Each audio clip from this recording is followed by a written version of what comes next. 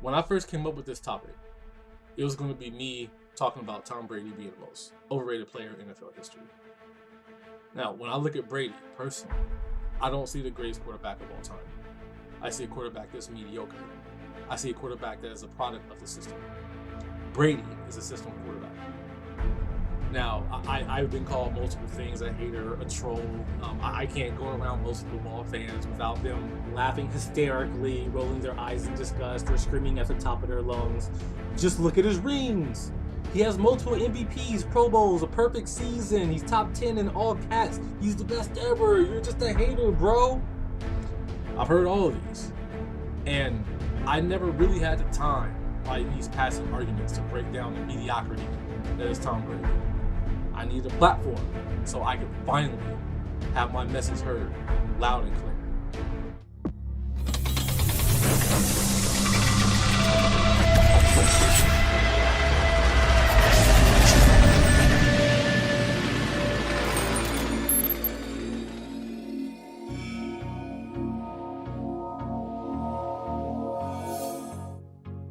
Looking at Brady's accolades on paper, it is going to be harder to prove my point that he is just a mediocre system quarterback than it is for someone to play Indiana Jones and you're not Harrison Ford.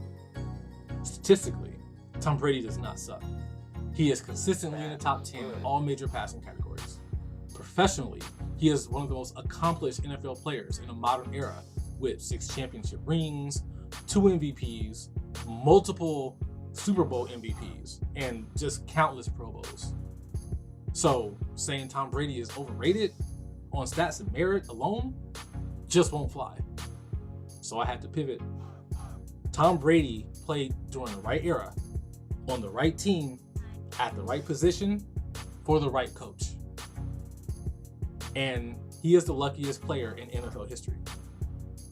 And in comparison, I'm going to prove that Tom Brady is the luckiest player ever. And I'm not going to compare him to other GOATs that had a little bit tougher of a go, like Joe Montana, Tom Brady's idol, by the way. I'm going to use another San Francisco quarterback to prove my point. Someone who is on the other side of that GOAT conversation, someone that most people have forgotten about, especially due to the recent things that have happened in his life. The person I'm going to use is Alex Smith. So let's talk about eras. So Brady's been playing for a long time. So long, in fact, that he's played through a transition of the league from an era when the NFL was more physical to one that has taken a lot more measures to become safe. This especially comes true when it comes to quarterbacks. Now, Brady was actually an integral part in some of these safety measures that came about. The roughing the passer rule, where it's a 15-yard penalty if you hit a quarterback below the knees, that was because of Brady, because of his 2008 injury. And these rules not only help quarterbacks like Brady stay on the field, but it helped offenses open up because defenses were forced to be less aggressive. Legends like Johnny Unitas, Roger Staubach, Joe Montana, Dan Marino, etc., they didn't have the chance to benefit from these rule changes. They got beat up, their teammates got beat up, they missed snaps, they missed games. However, I'm comparing Brady to Alex Smith, who pretty much got to see all the benefits from these rule changes. He should have had a leg up on Brady if anything. Well, Alex Smith kind of ushered in an era of his own. Before Kyler Murray, Baker Mayfield, and Cam Newton, Alex Smith was one of the first highly selected quarterbacks coming from the college football resurgence of the spread offense. The NFL has recently adopted a lot of the college football concepts from the spread. However, the NFL in 2005 was still all about pro-style offense. Alex Smith was one of the first proteges of Urban Meyer, when Meyer was the coach of the undefeated Utah Utes. Smith was drafted number 1 in the NFL draft with lofty expectations to change the face of a once proud San Francisco 49ers franchise. The 49ers had no idea how to use Alex Smith, which leads me to my next point. Consistency. Up until this year, Brady has had one coach his entire career, and you all know his name, Bill Belichick.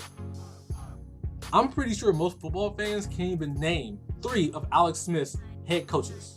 So let me give you a little help.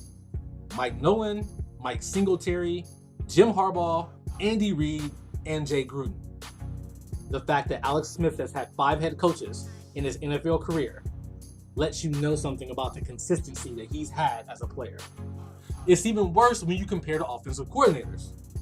Brady has been in the league for 20 years, and he's had, up until this point, 3 offensive coordinators. Charlie Weiss, Bill O'Brien, and Josh McDaniels. Josh McDaniels, just a tidbit, has been with the Patriots since 2001, so he's known Brady for almost his entire career. Alex Smith, on the other hand, has been in the league for 14 years and has had 9 different offensive coordinators. I don't have to tell you that's a shitload of offensive coordinators. Every offensive coordinator brings their own philosophy when it comes to their play calling language and everything like that. I don't know if you've ever heard an NFL play call, but it sounds like reading a German novel at a horse auction. It's not easy to pick up. Brady's 3 coordinators, Weiss, McDaniels, and O'Brien, were all homegrown and had some relationship to Bill Belichick. Charlie Weiss was an assistant with Bill Belichick under Bill Parcells. McDaniels and O'Brien, they were assistants coming up in the Patriots organization before assuming play calling duties.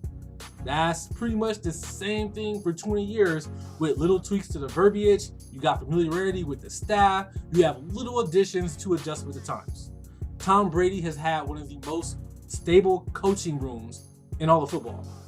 Alex Smith, on the other hand, has had 9 different coordinators in his ear, with at least 6 of them being vastly different in their play calling, philosophy, and personality. And now one of these coordinators played to Alex Smith's strengths until he was labeled a bust. Now, this is going to be a twofold example. One, for the actual position of quarterback. Secondly, the draft position, where a player was drafted. Now, for better or worse, quarterbacks have always been touted as the most important position in football. From pee-wees to pros, QB1 is the face of your team. He's the lead singer. He's the superstar. When you win as a quarterback, you get all of the glory. When you lose as a quarterback, you get all of the blame. Now, this gets amplified with expectation. The NFL has a very accurate way of placing expectations on a player, especially ones that are just coming into the league.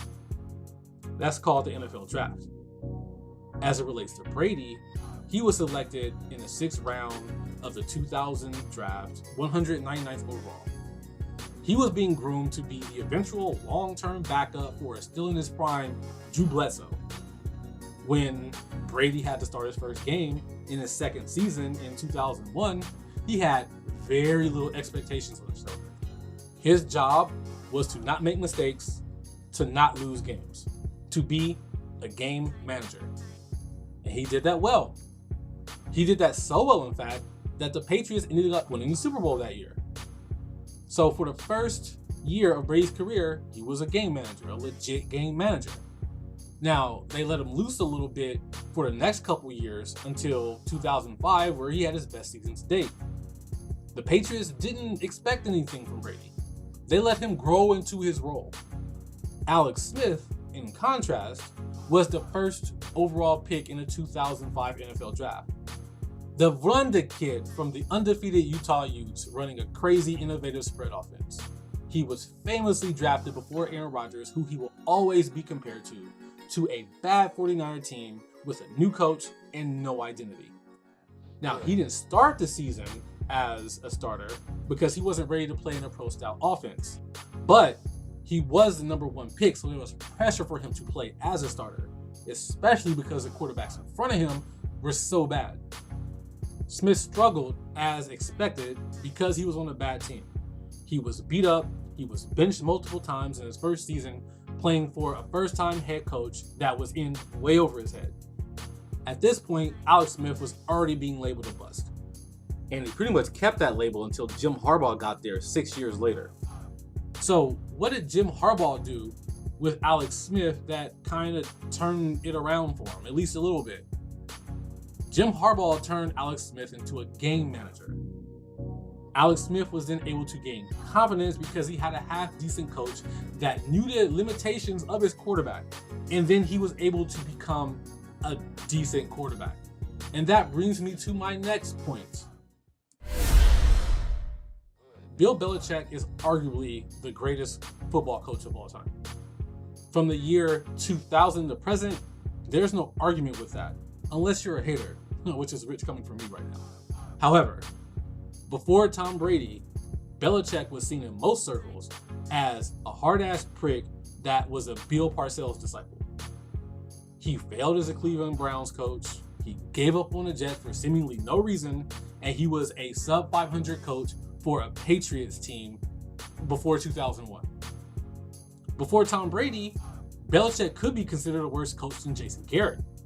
So naturally, it can be argued that Tom Brady is just as important, if not more important, to Bill Belichick's success as Bill is to Tom, right? Well, I have 4 examples within this example of why Bill Belichick is the mastermind of the evil empire and Tom Brady is just a puppet doing his bidding. Reason number 1, Tom Brady was a game manager. The one thing I will say about Brady is that he wasn't Drew Bledsoe. Now, I'm not trying to poke fun or anything at Drew Bledsoe, but Bledsoe was a big boy with a big arm, and that big arm led him to thinking that he was better than he was. Now, Belichick was in his first season coaching a semi-successful, still in his prime, Drew Bledsoe, who was also drafted by Belichick's mentor, Bill Parcells. Now, it's difficult being a new coach to come in and tell Drew Bledsoe to just stop being Drew Bledsoe. So for that, among other reasons, the 2000 Patriots were just bad. When Drew Bledsoe got injured in the second game of the second season under Bill Belichick, that was the biggest blessing in disguise. Belichick could control young Tom Brady. Brady was an unimpressive 6th-round pick. He didn't have a big arm, he couldn't run fast, so Belichick told young Tom Brady to throw the ball away, don't fuck up, and put my defense in bad situations. And that's exactly what Brady did. If a receiver wasn't wide ass open in 2 seconds or less, that ball was getting thrown in the 4th row. This allowed Bill Belichick to be Bill Belichick.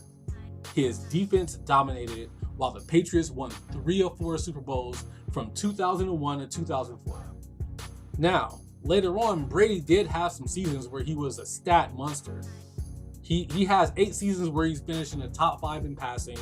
They didn't win Super Bowl during any of these seasons. Tom Brady wins when Belichick does what he does best, and that's control the game with his defense and outsmart every offensive coach he comes across. Look at what he did against the high-powered greatest show on turf in 2002. And then look what he did to the greatest show on surf in 2019. Tom Brady is a byproduct of the don't fuck up so I can win system.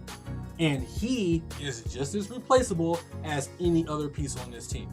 Which brings me to my next example. Tom Brady was never close to being the highest paid player in the NFL while on New England. The closest Brady has come to being the NFL's top earner was in 2005 when he signed a new contract and was the 3rd highest salary, $8 million away from Michael Vick and $4 million away from Matt Hasselbeck. Yes, I said Matt effing Hasselbeck made more money in a season than Tom Brady. Now, don't get me that tired. He's a team player. Giselle makes so much money. Or my favorite, Robert Kraft is paying Brady under the table, so it's fair argument. Brady is supposed to be the best player in NFL history. Therefore, at some point, he should have been paid like it. However, Belichick knows the real value of an NFL team. Not only that, he knows what he has under center. While fans see Tom Brady, 6-time Super Bowl winning quarterback for the most historic dynasty in NFL history, Belichick sees Tom Brady, 6th-round pick that doesn't get injured that much and does what he's told. Belichick never paid the so-called GOAT money because he knew without good players at the other 21 positions, he wasn't going to be able to win. He wouldn't be able to sustain. He wouldn't be able to have an upper echelon team if his quarterback took up most of the payroll.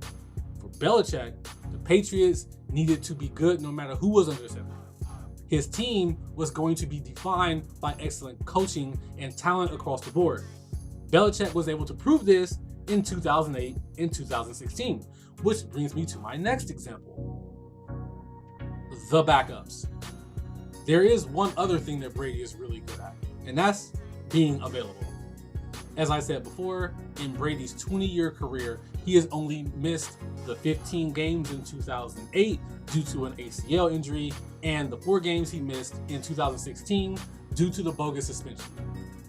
In 2008, Matt Castle was the starting quarterback of the Patriots. The Patriots went 11-5 that season. 10-5 if you want to give Brady credit for the 1 quarter he played before he got injured.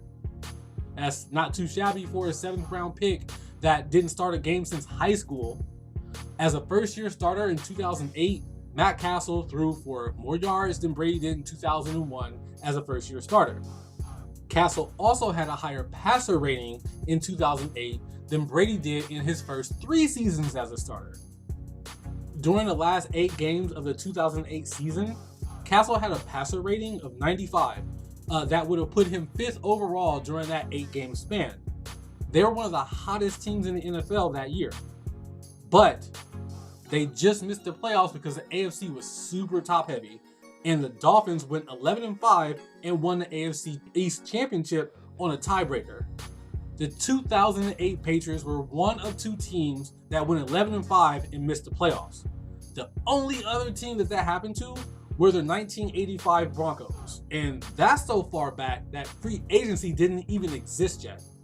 So, can you imagine if the Castle-led Patriots were to sneak into the playoffs and win a Super Bowl?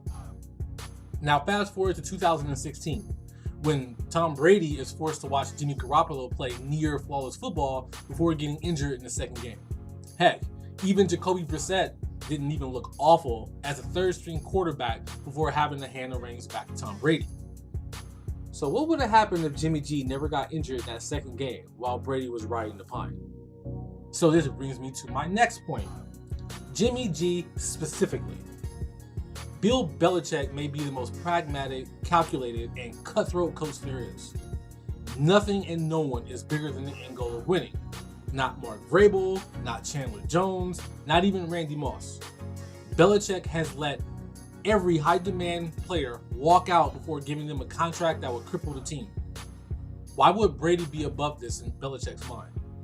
Belichick knew that the Patriots had a better chance at sustaining their dominance if they kept the 25-year-old Jimmy Garoppolo opposed to keeping the 39-year-old Tom Brady. However, Robert Kraft big-timed Bill Belichick. Kraft forced Belichick's hand and made him trade Jimmy Garoppolo during the 2016 season. This move doesn't fall in line with the Patriot way of running a franchise. Kraft put his belief and loyalty into Brady, at least in this situation, over Bill Belichick and the system that created 6 championships. This was another case where Tom Brady found himself in a fortuitous situation. Where Kraft were to not step in, Jimmy Garoppolo would have been the new face of the Patriots. Now, I could go down that same numbered list with Alex Smith's career, with the bad coaching during the Nolan and Singletary years, the bad timing with injuries, the Colin Kaepernick Super Bowl run, or the lack of loyalty being cast off from Kansas City when he was in the prime of his career. But it would be the exact opposite of what I said about Tom Brady. If I were to draw a line graph to show the professional careers of Tom Brady and Alex Smith, it would be an almost direct inverse of each other. If Brady is the luckiest quarterback in NFL history, then Alex Smith is the unluckiest. There are so many different events that, if tweaked just a little, could have drastically changed the course of either of these men's careers. What if Tom Brady came into the league with the same lofty expectations of Alex Smith? What if Matt Castle took the Patriots to the Super Bowl, or conversely, Colin Kaepernick didn't succeed with the 49ers? However, we don't live in a world of hypotheticals. Nothing can take away Brady's 6 titles. But these hypotheticals do make you ask the question, is the key to building a franchise start a quarterback? Sure, there are unicorns like Peyton Manning, John Elway, or Patrick Mahomes, just to name a few, that can win a Super Bowl or 2. But dynasties are started with legendary coaches like Bill Belichick, like Joe Gibbs, like Bill Walsh. Coaches, with the help of general managers, develop a set of procedures and principles according to which something is done, which happens to be the literal definition of a system. They add players to this system based on the coach's philosophy, principles, and scheme procedures. You can't just draft the Alex Smith or Jared Goff to a team and ask them to play or work within your system that A, doesn't fit them, or B, is broken in the first place. The best teams, year in and year out, have a system to where the players fit in and buy in to the principles set by the coaches in management. And those coaches in management have to adapt and adjust those procedures to the personnel they have available to them. Now, I don't want to sell any of the players short. These are the sharpest and most athletic individuals in the world. Some of the more talented players can even be system makers or system breakers. But when you have a coach like Bill Belichick with the best system in the NFL, possibly ever, it's going to make a lot of quarterbacks look legendarily good, like Tom Brady. Now with Brady on his first new team, in his first real system change, we'll see just how much he personally brought to the dynasty of the Patriots. And the same can be said with Belichick, because this will be the first time that he is going into a season without knowing Tom Brady is going to be his starting quarterback. Only time will tell, but I'm in the belief that the system generally